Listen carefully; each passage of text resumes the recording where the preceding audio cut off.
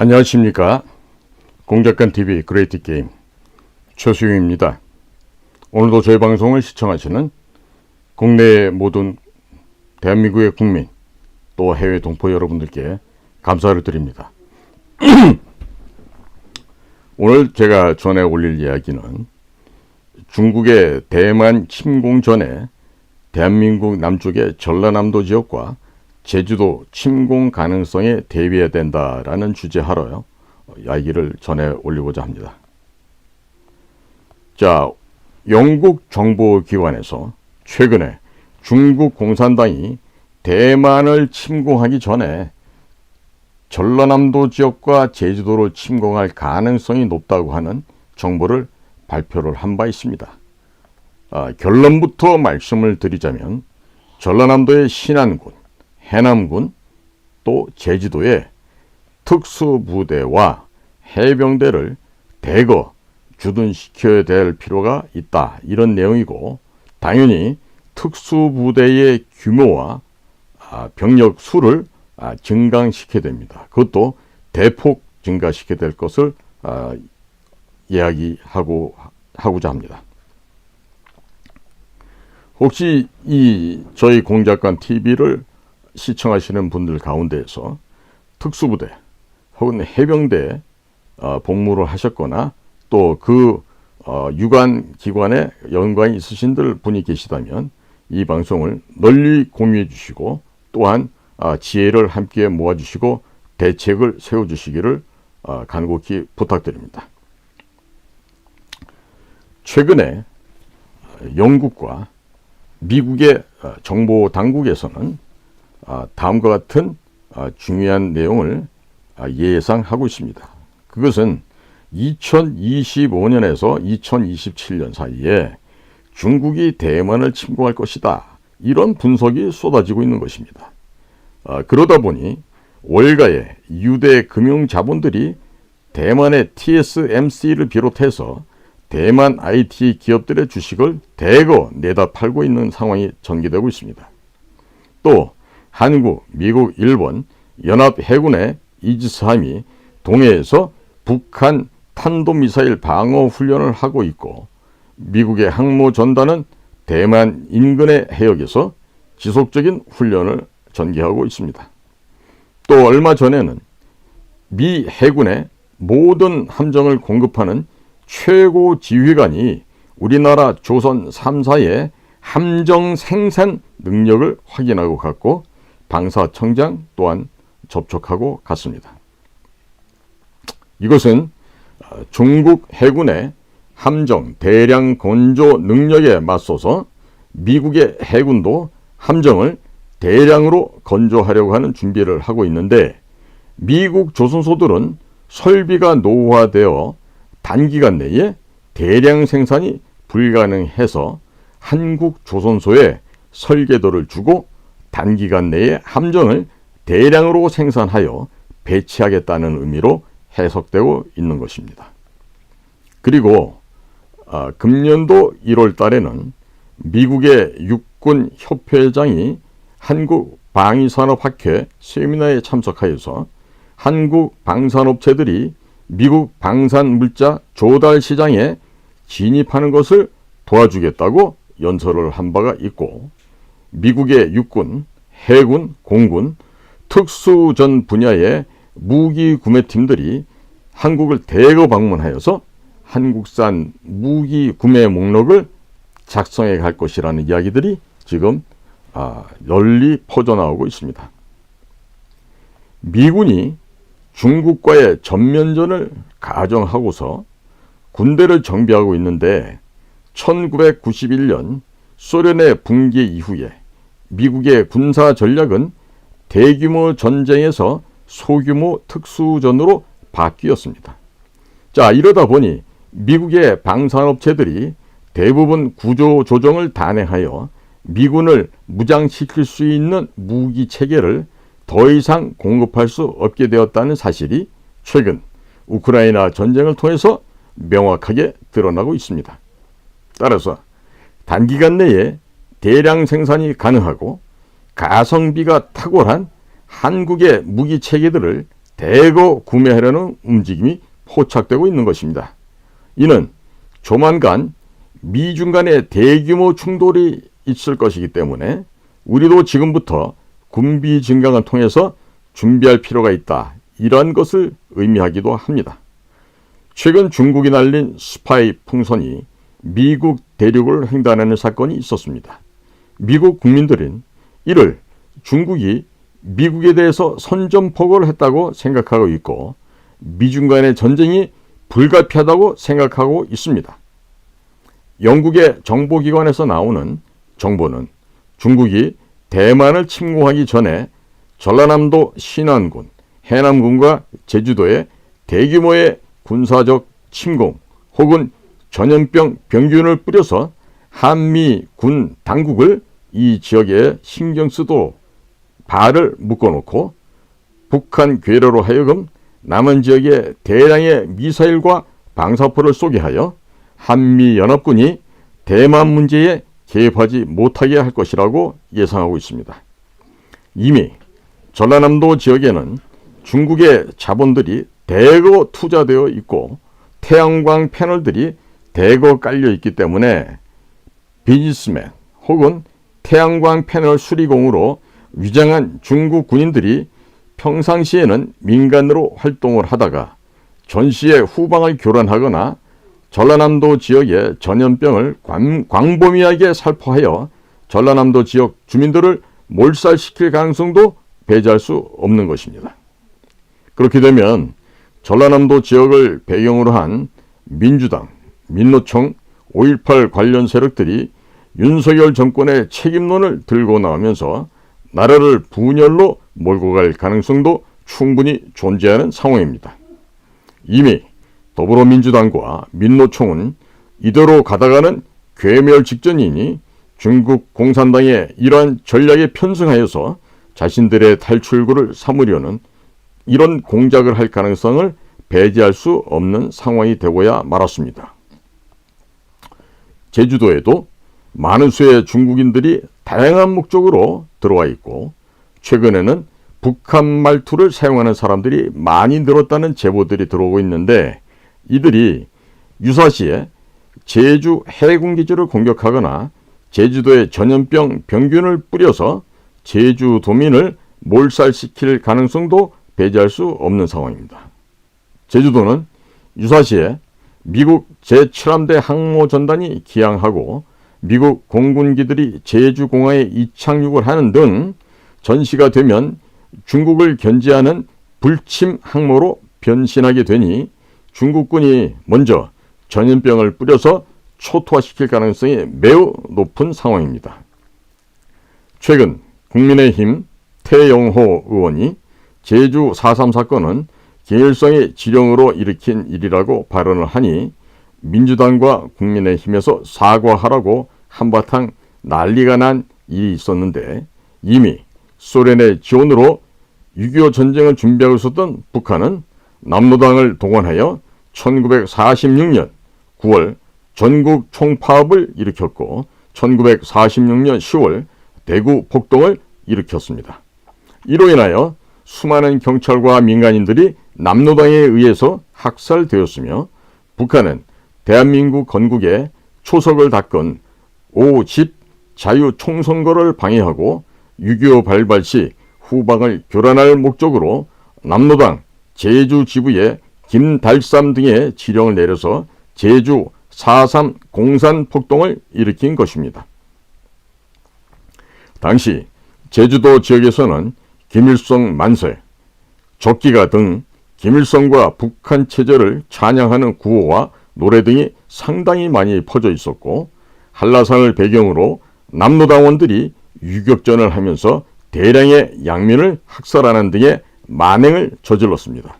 그런데 제주 4.3 공산 폭동이 어느 순간부터 민주화운동으로 둔갑하였는데 이는 이명박, 박근혜 정권의 책임도 크며 현재 국토부 장관을 역임하고 있는 원희룡 씨의 업적도 크다고 하겠습니다.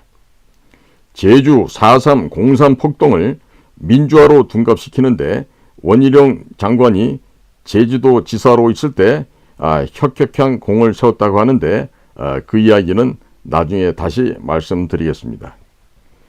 6.25 전쟁을 기획하고 있었던 북한은 전쟁을 일으켰을 시 일본에 있었던 미군이 서해안으로 경유해서 들어오려면 반드시 제주도를 거쳐야 하기 때문에 남로당에 지령을 내려서 제주도를 해방구로 만들고 후방을 교란시켜서 미군의 서해안 상륙을 막으려고 했던 것입니다.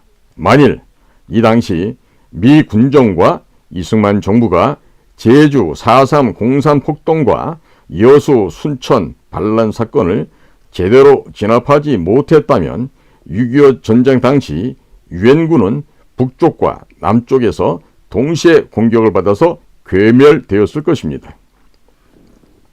김일성은 6.25 전쟁을 일으킬 목적으로 남로당 제주 지부에 지령을 내려서 4.3 제주 공산 폭동을 일으키도록 지시를 했던 것입니다.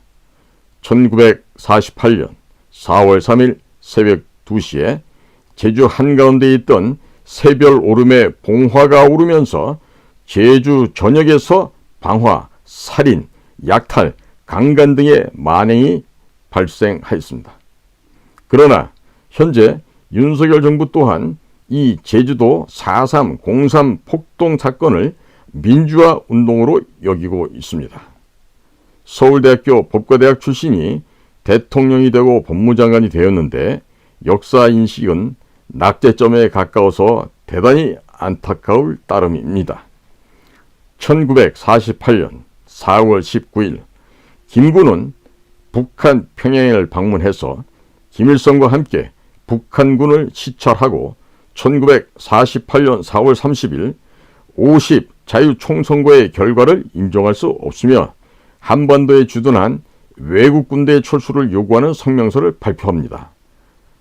자, 1년 뒤인 1949년 6월 30일에 주한민군이 완전히 철수하였고 또 1년 뒤인 1950년 6월 25일 새벽 4시에 38도선 전 영역에서 북한군이 남하를 하면서 6.25 전쟁이 발발하였습니다. 북한 괴뢰는 그전부터 서해안 쪽에 포격을 계속 시도하여 우리 군이 서해안 쪽을 신경 쓰도록 유인을 한 바도 있었습니다. 김구가 북한에 가서 전쟁 준비가 한창인 상황을 보고서 이승만 대통령에게 보고를 바르게 했더라면 6.25 전쟁을 사전에 막을 수 있었을 텐데 김구는 입을 열지 않았었고 주한미군 철수에 앞장을 섰으며 대한민국 건국이 기초가 된 50 자유총선거를 부정하였습니다.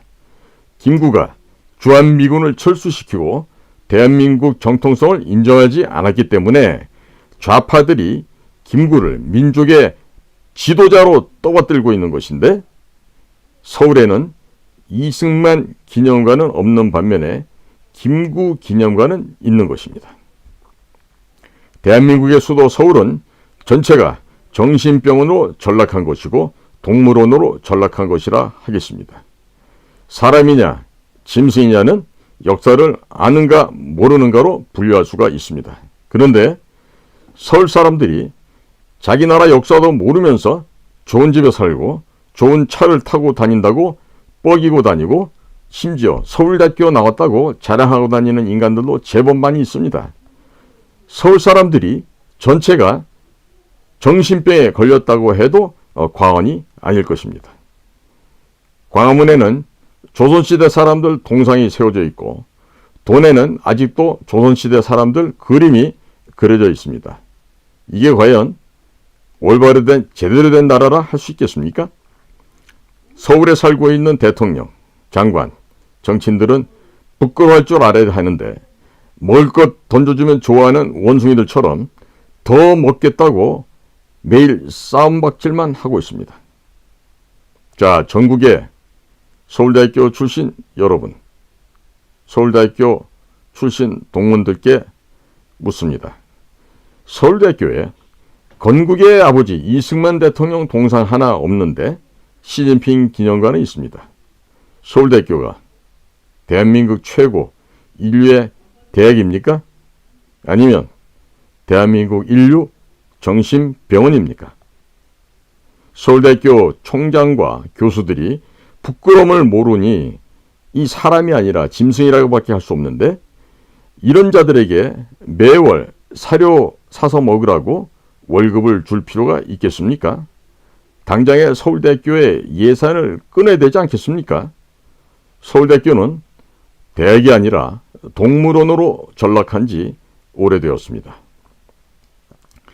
제주 4.3 공산 폭동을 진압하기 위하여 여수, 순천에 주둔하고 있었던 제14연대에게 진압 명령을 하달했는데, 14연대 안에 숨어있던 남로당 간첩들이 일으킨 반란이 바로 여수, 순천 반란 사건입니다. 그러나 윤석열 정권에서는 역사상 최초로 여수, 순천 반란 사건에 대한 추념식을 제정하였고, 윤석열 대통령은 당선자 시절 제주 4.3 사건 추념식에 참석하는 등 대한민국의 정통성을 부정하는 행동도 하였습니다. 또한 한동훈 법무부 장관은 제주 4.3 공산 폭동 사건의 수용인들에 대해서 저는 직권 재심을 하겠다고 했는데, 재심을 하게 되면 기록 미비 등의 이유로 무죄가 선고될 것이고, 그렇게 되면 대한민국의 군인과 경찰들이 무고한 양민을 살육했다는 좌익 세력들, 더불어민주당, 북한의 주장에 힘이 실리게 되니 윤석열 대통령과 한동훈 법무부 장관이 반역자로 전락하게 되는 것이고, 대한민국은 태어나지 말았어야 하는 나라가 되고 마는 것입니다. 그럼에도 불구하고 윤석열 대통령의 측근과 한동훈 법무장관 측근들이 대통령과 법무부 장관이 대한민국 정통성을 부정하는 쪽으로 인도하고 있는데, 그것은 서울대학교 출신 공무원들과 참모들 중에는 좌익 사상에 전염된 사람들이 많이 있기 때문입니다. 윤석열 대통령 참모들 중에도 과거 노무현, 문재인 정권에서 출시된 사람들이 많이 있는데, 그들의 영향도 적지 않다고 하겠습니다. 서울대학교 정문에 있는 기역, 시옷, 디귿은 국립서울대학 간판이 계집, 술, 돈으로 바뀐 지 오래이고, 또 공산당으로 익힌 지 또한 오래되었습니다. 그러하기 때문에 서울대학교는 대한민국을 건국하고 부국강병으로 이끌어졌던 이승만 대통령과 박정희 대통령의 동상은 하나도 없는 반면에 6.25 전쟁 당시 298만 명의 중공군을 보내서 우리의 통일을 방해하고 수도 서울을 짓밟았던 중국 공산당의 수교인 시진핑의 기념관을 설치했다는 것이 서울대가 이미 중국 공산당 하부 조직이자 공산주의 교육기관으로 전락했다는 것을 의미합니다. 윤석열 대통령과 한동훈 법무장관 측근에 대부분 서울대학교 출신으로 채워져 있다고 하는데, 중국 공산당 교육기관에서 교육을 받은 자들이 대통령과 법무부 장관을 제대로 보필할 수가 있겠습니까? 한번 심사숙고해 보기 바랍니다. 역사는 반복되는데, 최근 제주도 간첩단 한길회가 제주 4.3 공산 폭동 사건과 관련하여 활동을 했다는 점을 보고 있노라면, 유사시 북한과 중국 공산당이 합세하여 전라남도와 제주도의 제2의 4.3 공산 민중폭동 사태를 기획하고 있음을 알 수 있습니다.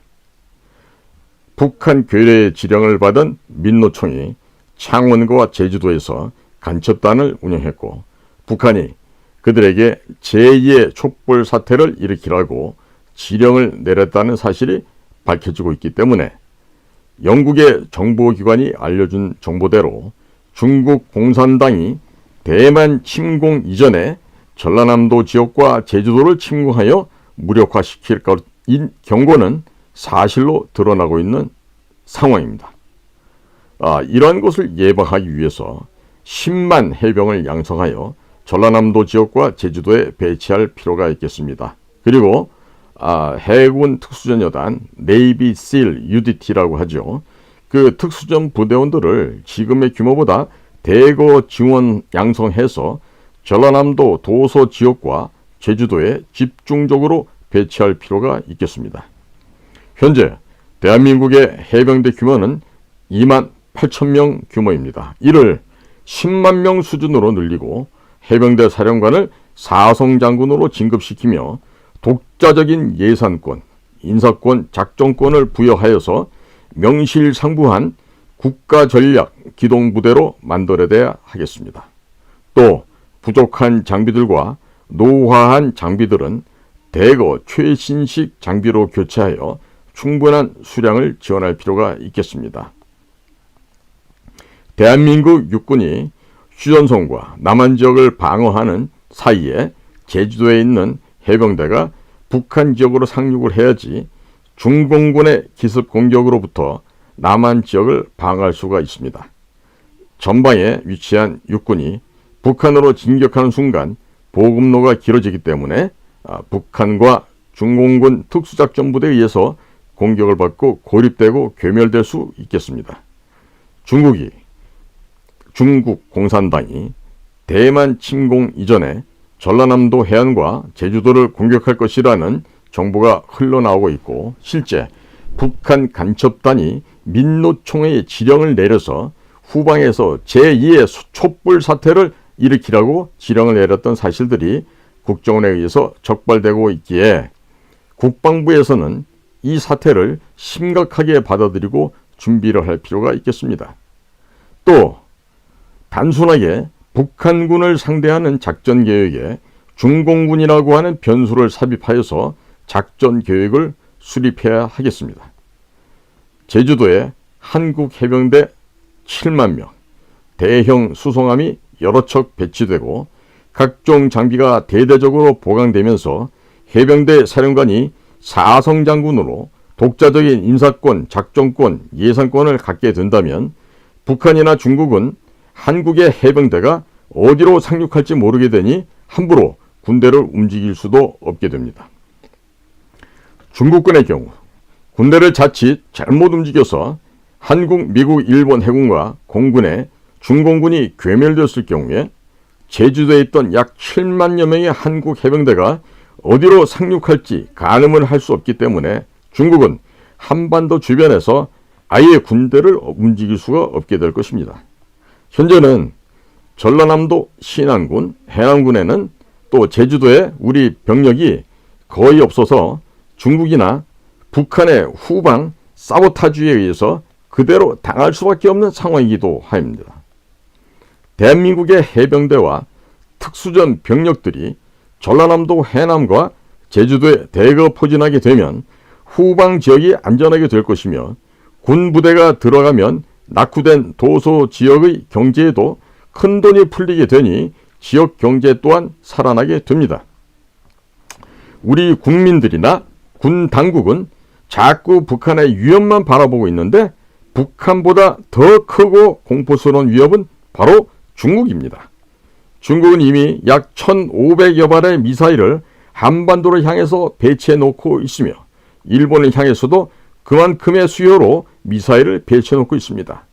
우리의 머리 위로 약 3,000발의 미사일이 날아오는 셈인데 우리 군 당국은 이에 대한 준비가 과연 철저하게 되어 있을까요? 자, 지금부터 병력 및 국방비 증가에 대해서 해법을 말씀드리겠습니다. 윤석열 대통령께서 병사들 급여를 200만 원을 주겠다고 했는데 2등병의 첫 월급 200만 원을 주고 병장이 되면 250만 원 주어야 사회 정의에 걸맞는 대우라 하겠습니다. 이렇게 대우를 해주시고 병사들의 복무기간을 6개월 연장해서 24개월로 만드십시오. 그러면 병사들이 24개월을 근무하고 제대할 경우에 약 5천만 원의 목돈을 손에 쥐고 나오게 됩니다. 최저 시급 인상으로 외국인 근로자들도 한 달에 300만 원을 받아가는 시대인데 목숨을 걸고 나라를 지키는 우리 병사들이 한 달에 200만 원을 못 받는다고 하면 이것은 사회 정의가 아닌 것입니다.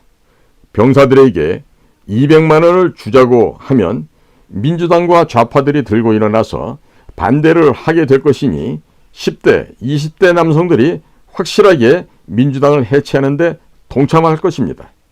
그리고 필요할 경우 1년을 더 근무하도록 배려를 해주신다면 약 8천만 원의 목돈을 손에 쥐고 나올 수 있게 됩니다. 그러면 병력 부족 현상도 막을 수 있고 병사들이 조기 전역당할까봐 군대에서 사고 치는 경우도 사라지게 될 것입니다. 또 그 정도의 금액이면 제대 후에 결혼을 하거나 장사를 하거나 유학을 가거나 대학에 재학하거나 또 부모님에게 드리거나 할 수 있으니 젊은 청년들의 자존감이 높아지게 될 것입니다. 무조건 애국심, 충성심을 강요할 것이 아니라 그에 맞는 합당한 대우를 해줄 필요가 있겠습니다. 20대 젊은 혈기에 돈 8천만 원을 쥐면 결혼을 하게 될 것이고 자연스럽게 출산율은 높아지게 됩니다. 군대도 하나의 청년 일자리로 보고서 청년 일자리 예산을 끌어다가 일부 투자를 하면 되겠습니다. 국민의 혈세를 사용함에 있어서 국방안보가 제1의 복지이며 국가의 목숨을 걸고 충성한 사람들에게 최고의 혜택을 주고 남는 예산으로 다른 곳에 투자를 하는 것을 원칙으로 삼아야 할 것입니다. 그리고 군 가산점도 24개월은 5점, 36개월 이상은 10점으로 주십시오. 5.18 유공자의 후손들이 가산점 10점을 받는데 군에서 복무를 36개월 근무하고 가산점을 10점도 못 받는다고 하면 이것이 사회 정의에 맞는 말입니까? 또 직업 군인들의 기본급을 30% 인상하고 각종 수당도 현실에 맞게 책정해 주며 직업 군인들의 주거 환경 및 자녀 교육 등 복지 수준을 최고로 해주면 사회의 엘리트들이 군으로 몰려들게 될 것이고 장기 근무자들도 늘어나게 될 것입니다. 군복무를 36개월 이상 한 병사들에게는 하사나 소위로 진급할 수 있도록 교육제도를 보강하면 군 밑바닥 실무 경험에 빠삭한 초급 간부들이 대거 탄생하게 되니 군기문란이나 안전사고는 대폭 줄어들게 될 것입니다. 현재 사관학교 제도 또한 고등학교 3학년 졸업하면 입학하는 것이 아니라 군에서 36개월간 병사로 근무한 인원 중에서 진짜 군대를 사랑하고 충성을 바치면서 우수한 인력을 뽑아 장교로 만들어야 강군으로 거듭 태어날 수 있게 될 것입니다. 현재 우리나라의 사관학교는 군 공무원을 양성하는 기관으로 전락하여 있기 때문에 대규모 손질이 필요한 상황입니다. 자기 나라 건국사도 모르는 자들이 군대 지휘관이 된다는 것이 말이나 되는 이야기입니까? 군 사관생도들에게 물어보십시오. 장진호 전투와 흥남철수 작전의 역사적 의미에 대해서 물어보면 아무도 답을 할 수 없을 것입니다. 대한민국의 사관학교 또한 군 장교 양성기관이 아니라 동물원으로 전락하였습니다. 군대를 이 지경으로 만들어 놓고도 부끄러운 줄 모르고 별 달고 거들먹거리고 다니고 있습니다. 이들을 우리가 세상에서는 똥별이라고 부릅니다. 병사들과 직업군인들에게 대한민국 경제력에 걸맞도록 경제적으로 확실하게 대우를 해주면 이렇게 해주면 군대 병력 부족 문제도 해결할 수 있게 됩니다. 또 군기문란 사고도 대폭 줄어들게 됩니다. 군기문란 사고를 일으키는 순간 급여가 삭감되고 진급도 안 되며 군에서 퇴출되는데 누가 감히 사고를 칠 수 있겠습니까? 군대의 무기 체제들이 전부 최첨단되고 있기 때문에 장기 복무자들이 줄어들면 작전을 펼치기가 불가능해집니다. 또 민간 분야의 임금이 자꾸 올라가는데 직업 군인의 임금은 올려주지 않고 각종 수단은 폐지되며 의식주가 열악해진다면 누가 군에서 남아서 일을 하려고 하겠습니까? 직업 군인들에게도 평시에도 돈을 주고 밥을 사 먹으라고 하고 훈련 나가서도 밥을 사 먹으라고 하는 이러한 얘기가 나오는데 이는 대한민국 국민의 자존심을 상처를 내는 이야기입니다. 대한민국 국민들이 세금을 안 내고 있습니까? 그리고 대한민국 국민들이 거지입니까? 피땀 흘려서 세금을 내니 성인지 예산이라고 해서 담당 공무원조차 어떤 예산인지도 모르고 운동권들의 밥그릇 예산으로 1년에 30조 원에 육박하는 돈이 유용 남용되고 있습니다. 성인지 예산을 국방비로 사용하자는 여론이 늘어나자 이제는 보도자료도 내지 않고 예산을 흩어서 도대체 얼마나 되는지 찾을 수도 없게 만들었지만 여전히 그 규모는 30조 원에 달하고 있습니다. 자, 이런 예산만 국방비로 돌려서 합치더라도 국방비가 90조 원에 달하게 됩니다. 그리고 술, 담배, 기름, 가스, 이 가격 속에는 교육세가 포함되어 있습니다. 학생들은 줄어들고 교육 예산은 오히려 늘어나고 있으니 교육 공무원들이 예산을 쓰기 위해서 억지로 사업을 만들어서 허공에 예산을 뿌리고 있습니다. 낭비하고 있는 것입니다. 자, 그러면 술, 담배, 기름, 가스 이런 가격 속에 교육세 비율을 절반으로 줄이고 절반을 국방비로 돌리면 1년에 국방비가 약 20조에서 30조 원은 늘어나게 될 것입니다. 자, 그러면 연간의 국방비가 100조 원을 넘기는 것이 전혀 어렵지 않습니다.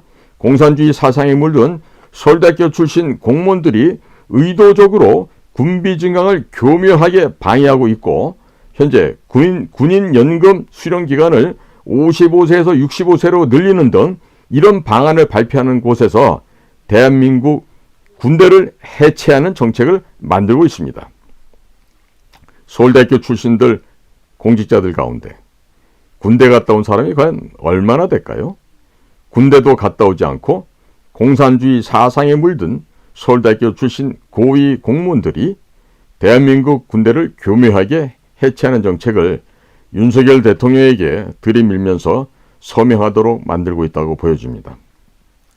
에어컨, 히터도 나오지 않는 산간 오지에서 목숨 걸고 뛰어다니던 군인들하고 동사무소 공무원하고 월급 체계가 동일하고 연금을 동일하게 받으라 한다고 하면 이게 말이 되겠습니까?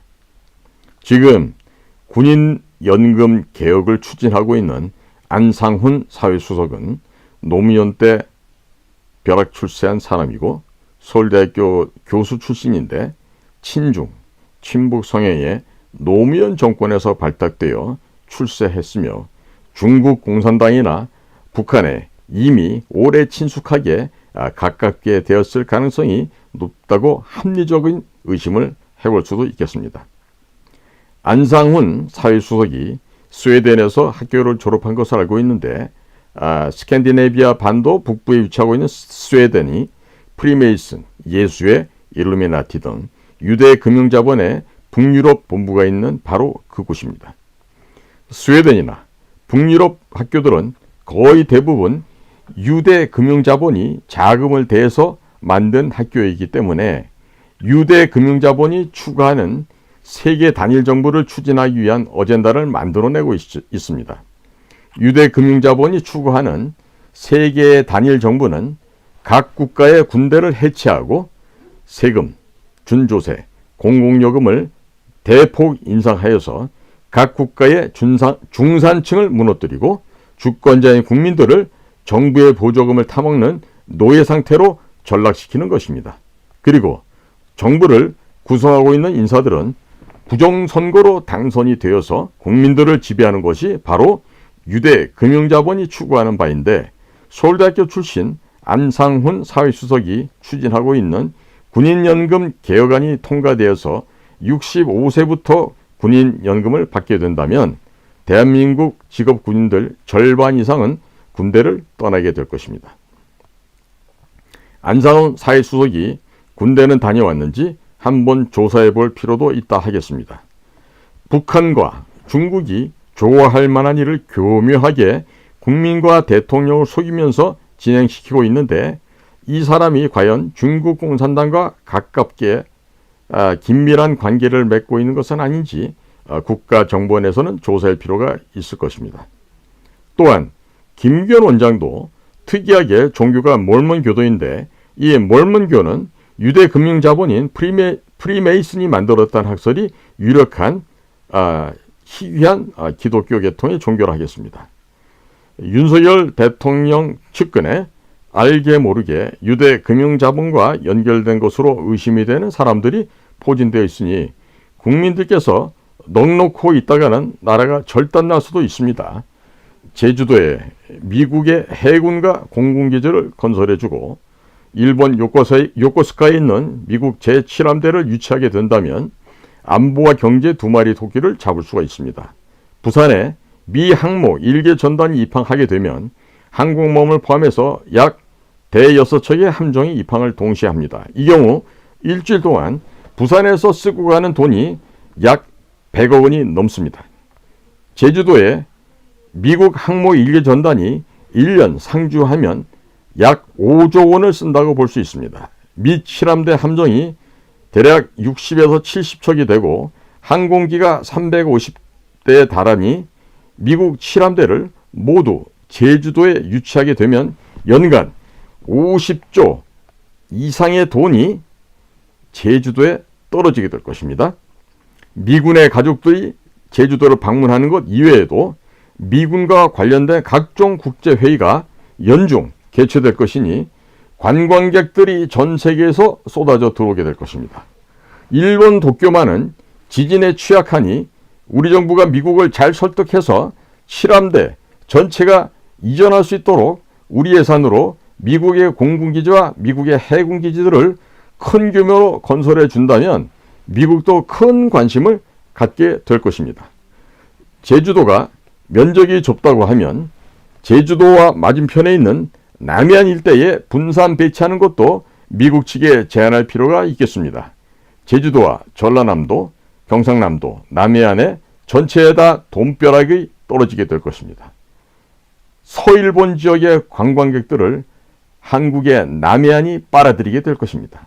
그리고 제주도에 짓는 제2 제주국제공항을 런던행, 뉴욕행 비행기가 바로바로 뜰 수 있도록 대형 국제공항으로 만들고 전라남도 지역에서 제주도로 해저 고속철도를 건설하게 되면 전라남도 지역뿐만 아니라 남해안 전체로 외국인 관광객들이 퍼지게 될 것이며 전라남도 지역이 중국의 자본에서 탈출할 수 있게 됩니다.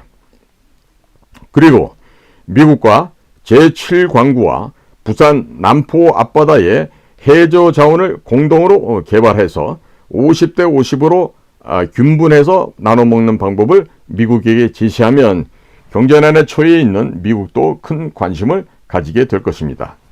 새만금 국제공항에서 뉴욕행 혹은 런던행 직항 노선이 뜰 수 있도록 공항을 확장하게 되면 서해안 전체와 제주도의 미국 기업들을 대거 유치할 수 있게 될 것인데 이렇게 되면 중국이나 북한이 배후 지역을 급습할 수가 없게 됩니다. 불가능해집니다. 미국 기업들과 미국 관광객들을 인계철선으로 하여서 서해안 전체와 제주도에 깔 필요가 있겠습니다. 생각의 차이가 세상을 바꿉니다. 순간의 선택이 평생을 좌우합니다. 자, 윤석열 선배님, 서울대학교 출신 참모들을 너무 믿지 마시기 바랍니다. 그들은 대한민국이 망해도 유대금융자본에 기생해서 살 수 있는 자들이기 때문에 애국심이 없는 자들이 대부분입니다. 그들의 머릿속에는 오로지 돈과 여자, 출세 이런 것밖에 없으니 그들의 말을 100% 믿고 따라가다가는 낭떠러지로 떨어지게 될 것입니다. 서울대학교 출신들이 얼마나 무능하고 공부를 안 하는가 하면은 대한민국이 세계 12의 경제대국이자 세계 6위의 군사대국이 되었지만 서울대학교의 세계적인 순위나 권위는 국가 위상에 맞아야 될 텐데도 아직도 세계 50위권 밖에 혹은 100위권 정도밖에 되지 않습니다. 서울대학교의 외교학과는 외무고시 학원이지 국제적인 전략가를 양성 배출하는 기관이 아닙니다. 그들이 진정으로 외교에 관심이 많은 사람들이라면 이승만 대통령의 외교 전략을 달달 외우고 있어야 정상일 텐데 서울대학교에 이승만 동상이 있어야 할 텐데 아직도 이승만 대통령의 동상은 서울대학교 내에 없습니다. 자, 대한민국에는 서울대학교를 나오지 않았더라도 실전에서 잔뼈가 굵은 각 분야의 최고의 전문가들이 많이 있습니다. 그들을 등용하시면 좋은 성과가 있을 것입니다. 그들은 이미 미국과 유럽의 강대국들로부터 어떻게 단물을 빨아먹을지 몸으로 체득한 사람들입니다.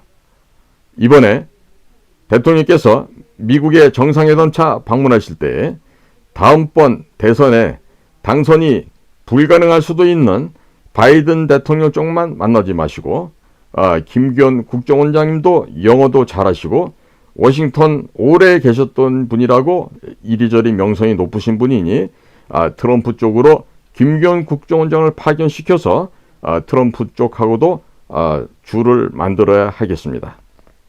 아마도 제가 드리는 이런 이야기는 중국에서 뇌물을 받아먹은 바이든 쪽보다는 미국을 사랑하고 세계 평화를 사랑하는 트럼프 쪽에서 더 좋아할 내용일 것으로 생각합니다.